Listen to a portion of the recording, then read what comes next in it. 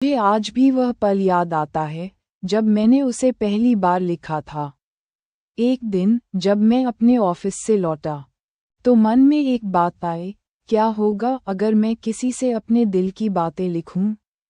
उस वक्त मुझे ऐसा महसूस हो रहा था जैसे मेरी जिंदगी में कुछ कमी है। ऑफिस में काम, दोस्तों के साथ वक्ता, घर में परिवार, साड़ी का सामान तो ठीक था, लेकिन दिल में एक खालीपन था। किसी के साथ अपने दिल की बातें शेयर करने का मन करता था, लेकिन ऐसा कुछ भी नहीं था जिससे मुझे सच्चाई बयां कर मिले। जब भी मैं अकेला होता हूँ तो मुझे पुराने दिनों की यादें आती हैं, जब हम अपने जज्बातों पर छाप छोड़ते थे, उन्हें किसी डर या झिक के बिना एक दूसरे को खो देते थे। मुझे पुरानी चिट्ठियों की याद आई जो मैं अक्सर अपनी दादी से पढ़ता था।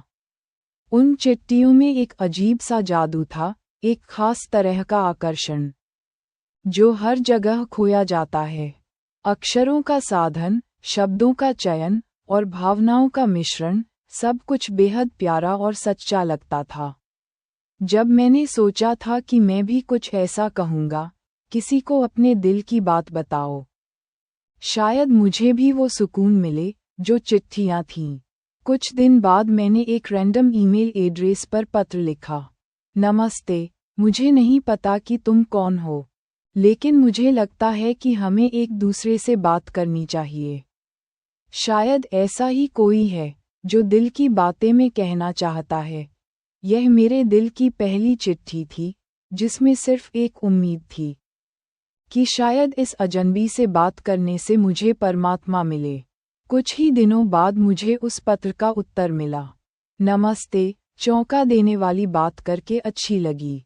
शायद आप सही कहें, हमें एक दूसरे को देखने का मौका मिलना चाहिए।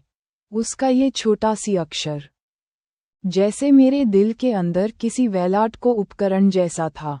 मैं हर शब्द को ध्यान से देखता हूँ और उसके बाद 1-2 घंटे उस वार्तालाप के बारे में बताता हूँ।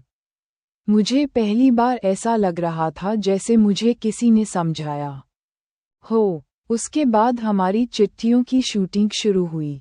पहले हम सामान्य बातें करते थे, लेकिन धीरे धीरे हमारी बातचीत गहरी होती गई। हम एक दूसरे को अपनी जिंदगी के बारे में बताते हैं, अपनी खुशियाँ, दुख, सपने और डर, सब कुछ। वह अनुवादित वक्ता बिल्कुल निडर था।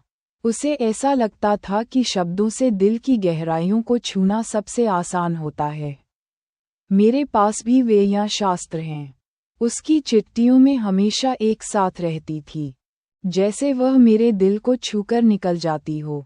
जब भी मैं उदास होता हूँ, उसका पत्र मुझे कहानियाँ बताता है।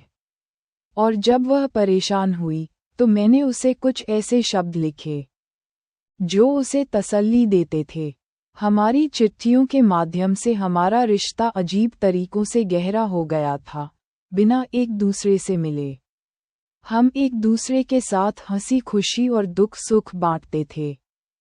हर बार यह महसूस होता था कि हम एक दूसरे के बिना हैं। लेकिन जैसा कि होता है, कभी कभी लाइट हमें कुछ ऐसे मोड़ पर स्थिर कर देती है जहां हमें किसी भी चीज का सही निर्णय लेना होता है। हमारी चिट्ठियों में जितनी गहराई थी, उतनी ही दूरियां भी थीं। एक दिन उसके पत्र में लिखा था, मुझे माफ करना, लेकिन मैं अब और आगे नहीं बढ़ सकता। मेरी जिंदगी की दिशा कुछ और है। मुझे लगता है हमारी जिंदगी की राहें अब अलग हो गई हैं।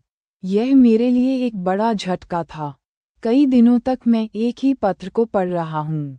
मेरे दिल में गुस्सा था, दुख था, और सबसे ज्यादा विनाश भी था। क्या सच में ऐसा होना चाहिए था? क्या हमारी सारी बातें, हमारा सपना, जो कभी कागजों पर निकलते थे, वो सिर्फ फिजूल थे? क्या हमें मिले बिना ही सब कुछ खत्म हो गया था? मैंने उसके अक्षर के हर शब्द का ध्यान से पढ़ा। कहीं न कहीं एक एहसास था कि वह भी इस मोड़ पर, किसी भी मोड़ पर रुकना नहीं चाहती थी। लेकिन रेनॉल्ड ने उसे ऐसा करने पर मजबूर कर दिया था। क्या सच में दो लोग जो एक दूसरे से इतने जुड़ते हैं, सिर्फ शब्दों के माध्यम से, क्या वे कभी मिलकर अपने अपने अंदाज को आगे बढ़ा सकते थे? ये प्रश्न मेरे मन में बार बार आता है।